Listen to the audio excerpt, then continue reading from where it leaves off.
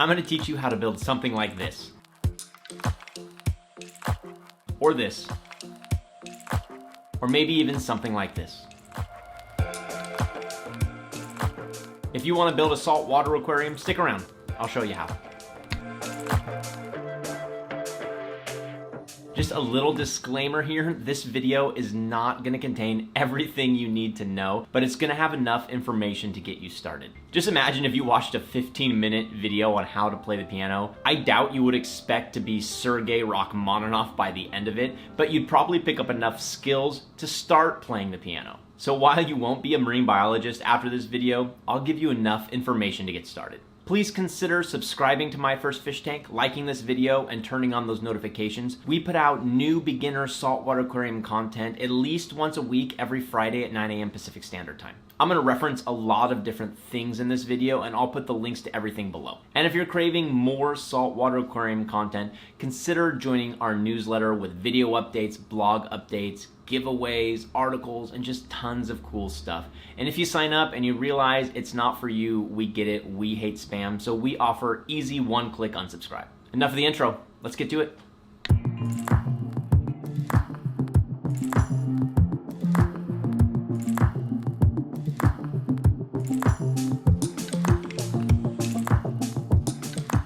Step number 1, research. There are a ton of resources out there for a beginner, so I'm gonna recommend a few. First up, after watching this video, if you want more, check out my 10-part series called Saltwater Aquariums Demystified. It's both on YouTube and as a blog on my website. Next, check out our gear guide. Gear guides are just a whole bunch of curated build lists to give you an idea of what types of tanks are out there and what you can do based on what budget. Next, click on beginner guides. These are probably our most in-depth guides out there. Everything from the beginner guide to saltwater fish, the beginner guide to saltwater corals, cleanup crews, to diagnosing and treating various fish diseases. And lastly, we have a vocab list on our website with almost 200 words now. Just like in any profession or hobby, there's a lot of jargon that's thrown around. So anytime you hear a word or a phrase that you just don't understand, head over to the vocab list. Chances are you'll find the answer there.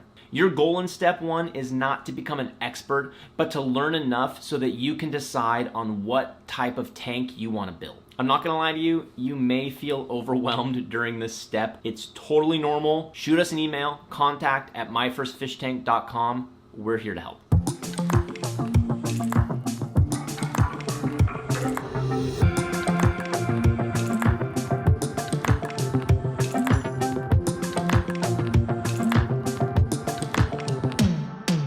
Step number 2, decide on your tank and buy your gear. First thing you want to do is check out our aquarium setup guides. These range from super budget friendly, under $250, to high-end $10,000. While smaller tanks are certainly more affordable, you're going to be limited as to how much livestock you can add. For example, a 20-gallon tank, you could probably hold 3 to 5 small fish, a small cleanup crew, and a few corals, but not much more than that. There are certain species of fish that require large tanks, like 120 gallons or 240 gallons.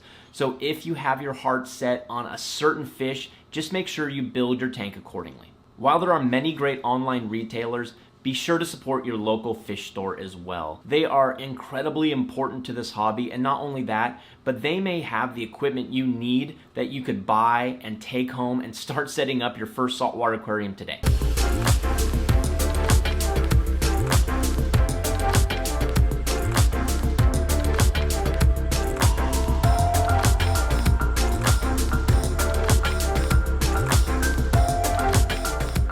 Step number 3, set up your hardware. First, you're gonna need to choose a location. Choose a place that's not too sunny, that has electrical outlets nearby, and is a little bit away from any sort of heater, furnace, or air conditioning vent. If you purchase a large tank, make sure the floor can support the weight, especially if you live in an apartment or condo, or you're placing the tank on a second floor. Consider this. 1 gallon of water weighs 8.34 pounds. So if you end up getting a 100-gallon tank, it's gonna be over 830 pounds in water weight alone. So be sure the floor can support the weight. For a 20-gallon or under tank, you probably don't even need a stand, so place your tank on a sturdy countertop, a sturdy desk, or if you did purchase a stand, put that together, level it, and place the tank on top.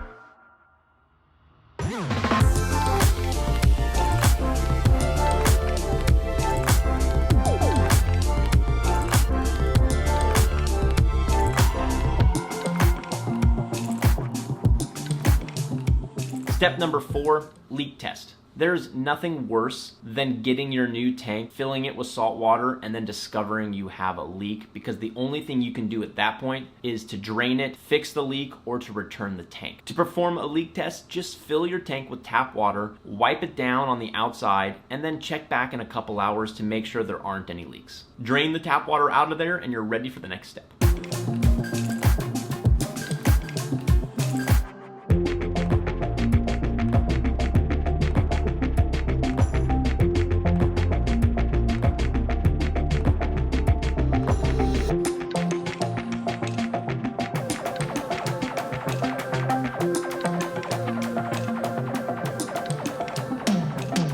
Step number 5, add sand and Aquascape. There are several ways of doing this, but to make it easy, I'm gonna give you one simple method to find success right away.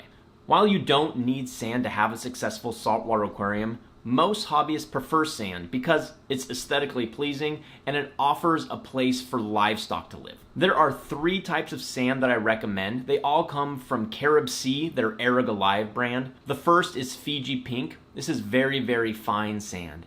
The second is special grade, slightly more coarse, and the last is Hawaiian Black. This is the most coarse of all, but comes in that really cool black color. There are pros and cons to each of these types of sand, so if it's just too much, do this. Buy Fiji Pink.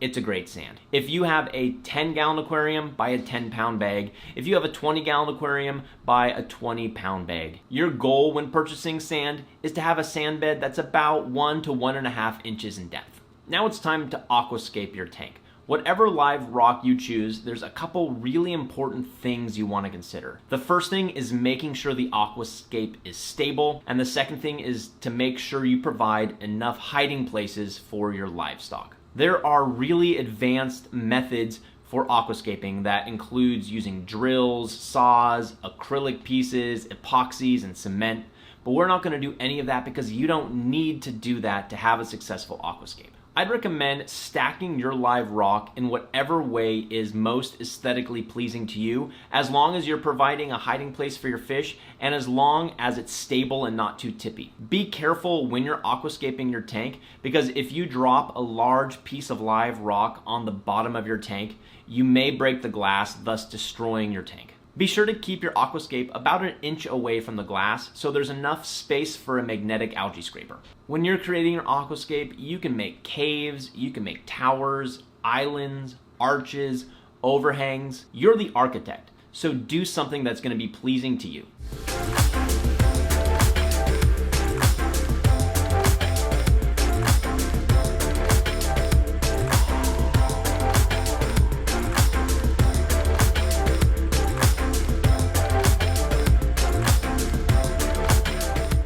Step number 6, add salt water and cycle your tank. You can either buy pre-made salt water from your local fish store, or you can make it yourself with RODI water and seawater mix. While your tank is cycling, make sure you have your return pump on, don't change out your filters, have your heater on, but leave your lights off. You don't need lights on during the cycle because all that will happen is you will get nuisance algae growth. There are several different methods for cycling your tank, some of which can be done in as quickly as 10 days, some of which take 6 weeks. To make it simple, I'm gonna give you one way to cycle your tank that I like to use. You'll have to purchase 2 items for this method: Dr. Tim's ammonia chloride and Dr. Tim's one and only nitrifying bacteria. Once you buy these 2 items, you just follow the instructions by adding the ammonia chloride first and then adding the one and only nitrifying bacteria.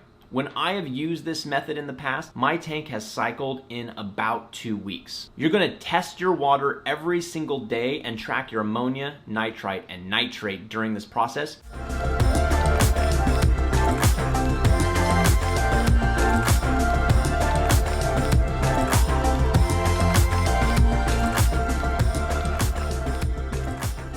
Step number 7, organize wires and install drip loops. You can do this while your tank is cycling. A drip loop is just a loop in any of your electrical cords that prevents water from going from your tank directly into your electrical outlets. They are absolutely crucial to install to make sure you don't have any sort of electrical fire or damage. You can use zip ties, cable organizers, and a label maker to organize your wires, and obviously make sure you place all of your electrical equipment away from the water in a place that's not going to be prone to splashing.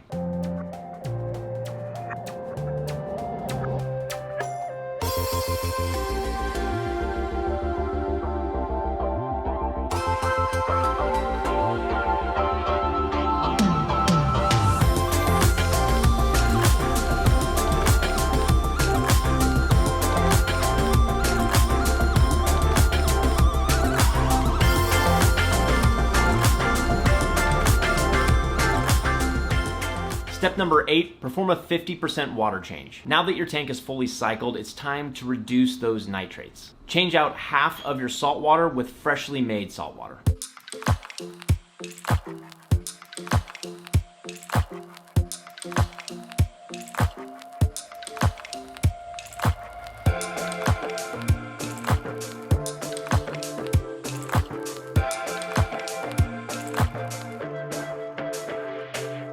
Step number 9, add fish. Before purchasing your first fish, check out our beginner guide to saltwater fish. It will give you everything you need to know, from my top 10 choices for beginner fish to how to select a healthy fish at your local fish store. After buying your fish, it's time to drip acclimate them. The first step in the drip acclimation process is to float the bags from the local fish store in your aquarium so that the temperature equalizes between the two. Then use a piece of airline tubing or a drip acclimation tool to slowly add water from your display tank into the bucket that contains the fish. After about 30 minutes of this, gently catch your fish and release them into their new home. Just make sure your aquarium lights are off when doing this to reduce the stress of the fish.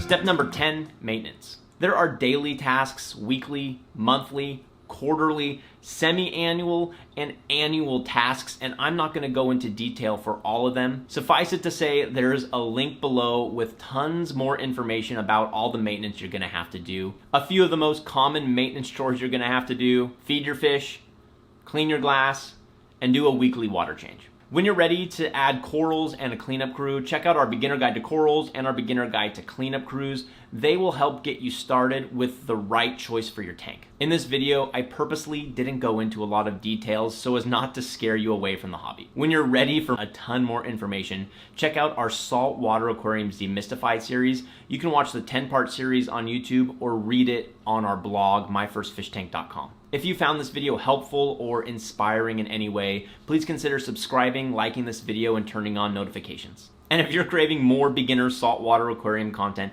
consider joining our newsletter. Head to myfirstfishtank.com, click the subscribe button. If you hate the newsletter, we get it. We offer one-click unsubscribe. Thanks for watching, everybody. We'll see you next time. Happy reefing.